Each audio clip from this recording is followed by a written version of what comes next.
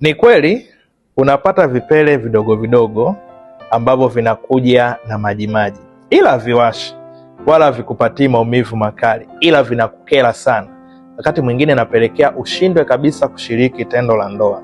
Hasa kama umeona umepata hali hiyo, badala tu ya kujificha na kuchukulia tu kawaida, lazima utafute suluhisho, namna ambavyo unaweza kutibia kuanzia ndani. Kwa sababu kwa muda mrefu umekuwa ukitumia dawa za kupaka, lakini tatizo bado liko pale pale.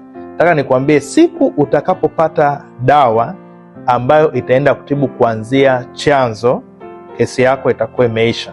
Na unaweza ukachukua namba zangu tuwasiliane, ni kushauri zaidi namna ambavyo unaweza kutibia hiyo changamoto. Nikupatie dawa ambayo itaenda kutibu hiyo changamoto kuanzia ndani, na tatizo lako litakuwa limeisha kabisa. Afya yako ni furaha yako.